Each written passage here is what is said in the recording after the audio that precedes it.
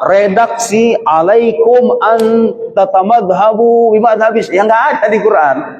Tapi pesan intinya ada di Al-Quranul Karim.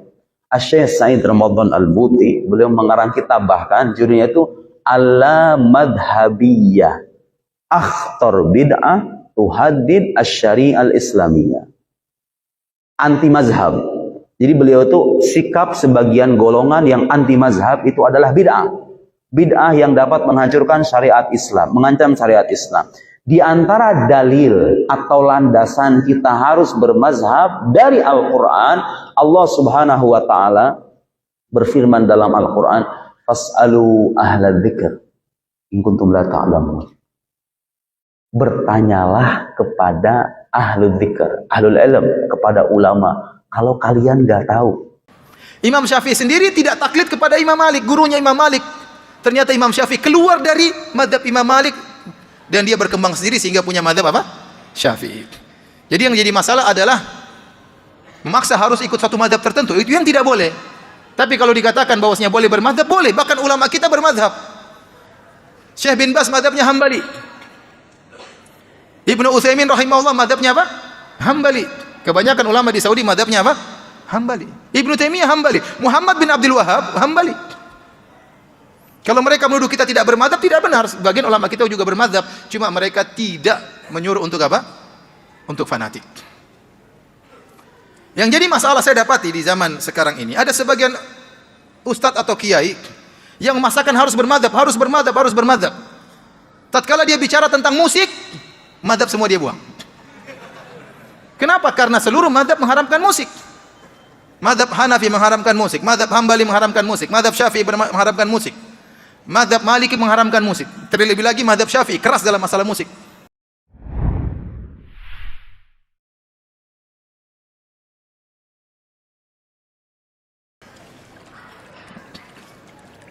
Apa hukumnya mengikuti mazhab-mazhab?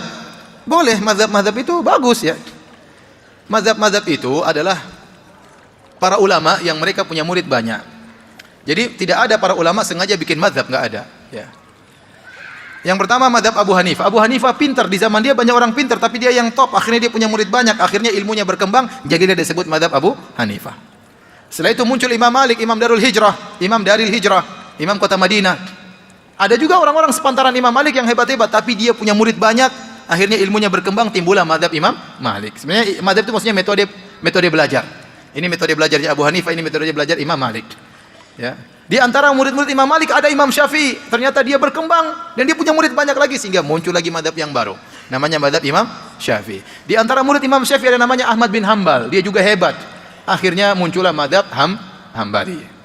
Mereka tidak pernah sengaja untuk memproklamirkan membuat suatu mazhab, tapi itu berjalan dengan sendirinya. Sebenarnya di zaman dulu mazhab lebih dari 4. Ada mazhab Ishaq bin Rahawai, ada mazhab Sufyan Ats-Tsauri, ada mazhab Abu Thawr. Ya, tetapi mazhab-mazhab tersebut hilang.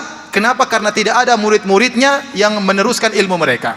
Tetapi secara pendapat masih termaktub dalam buku-buku fikih. Demikian juga termaktub dalam, sering disebutkan oleh Abu Isa At-Tirmidzi. Dan ini pendapat fulan disebutin. Tetapi secara mazhab sudah tidak ada karena tidak ada murid-murid yang meneruskan. Jadi bermazhab itu boleh. Anda belajar agama melalui metodenya Imam Syafi'i, silakan, tidak apa-apa. Yang dilarang adalah fanatik atau memaksakan harus bermadzhab, itu yang jadi masalah ya. Dan para imam tidak pernah memaksa untuk bermadzhab, dan mereka tidak pernah mengajarkan murid mereka untuk fanatik. Contoh besar Al-Imam Syafi'i rahimahullah ta'ala. Al-Imam Syafi'i punya murid langsung namanya Al-Muzani.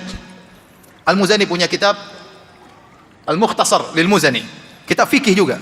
Kitab Mukhtasar Al-Muzani ini mengumpulkan, meringkas pendapat Imam Syafi'i dari kitab Al-Um dan juga dari ceramah-ceramah Imam Syafi'i. Dalam kitabnya tersebut dia sering mengatakan, guru kami Syafi'i mengatakan demikian, adapun saya berpendapat demikian.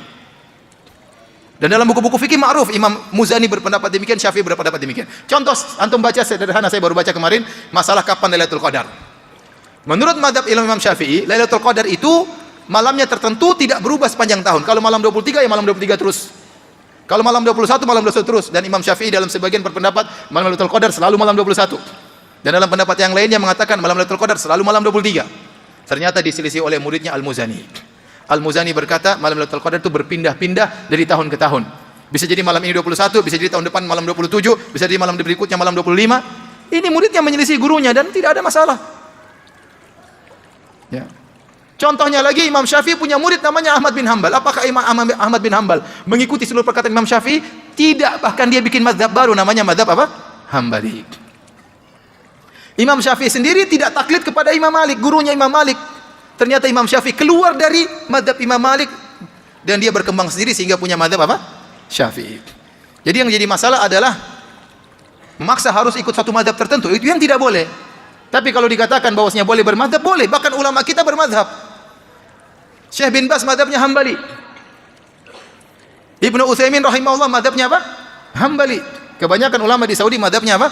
Hambali. Ibnu Taimiyah Hambali. Muhammad bin Abdul Wahhab Hambali. Kalau mereka menuduh kita tidak bermadzhab, tidak benar. Sebagian ulama kita juga bermadzhab, cuma mereka tidak menyuruh untuk apa? Untuk fanatik. Yang jadi masalah saya dapati di zaman sekarang ini, ada sebagian ustadz atau kiai yang memaksakan harus bermadzhab, harus bermadzhab, harus bermadzhab. Tatkala dia bicara tentang musik, madzhab semua dia buang. Kenapa? Karena seluruh madzhab mengharamkan musik.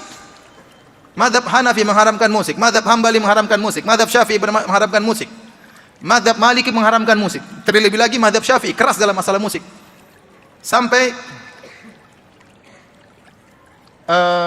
salah seorang ulama dari madzhab Syafi'iyah, Ibnu Hajar Al-Haytami, dalam kitabnya Az-Zawajir an Iktirafil Kabair, tentang peringatan terhadap dosa-dosa besar, dia memasukkan bermain alat musik termasuk dosa besar. Nah, orang ini tatkala bicara tentang mazhab, begitu masalah musik, dia buang seluruh mazhab. Selama ini dia bilang harus bermadzhab Syafi'i, harus bermadzhab Syafi'i, begitu masalah musik, mazhab enggak dipakai. Ya sama saja. Berarti dia juga tidak keluar dari mazhab. Terus dia suruh orang harus bermadzhab. Tatkala tidak sesuai dengan hawa nafsunya, dia keluar dari mazhab. Antum baca mazhab Syafi'i, semua mazhab Syafi'i mengatakan jenggot itu sunnah. Sudah bicara jenggot, dia sudah tidak pakai mazhab. Enggak usah jenggot, enggak apa-apa. Gimana? Semuanya bilang sunnah. Semua mazhab bilang sunnah. Jadi maksud saya, bermazhab itu boleh dan itu baik. Seorang belajar fikih mazhab Syafi'i enggak ada masalah, bagus. Tapi tidak boleh apa? Fanatik. Kenapa? Karena para ulama mencontohkan demikian. Imam Syafi'i, muridnya langsung Al-Muzani, tidak fanatik sama Imam Syafi'i rahimahullah ta'ala. Bahkan sebagian ulama Syafi'iyah, ini antum bisa tanya langsung kepada Al-Ustadz Dr. Musyaffa hafizahullah ta'ala, karena risalah dia tentang usul fikih berkaitan dengan mazhab Syafi'i. Dia akan menjelaskan bahwasanya banyak ulama Syafi'iyah belakangan menyelisih usul Imam Syafi'i rahimahullah ta'ala. Bukan cuma menyelisih furu', bahkan menyelisih apa? Usul. Kalau mengatakan harus sama persis seperti Imam Syafi'i, ternyata tidak juga, para ulama tidak demikian. Assalamualaikum warahmatullahi wabarakatuh. Sampai jumpa kembali di World Islam Channel.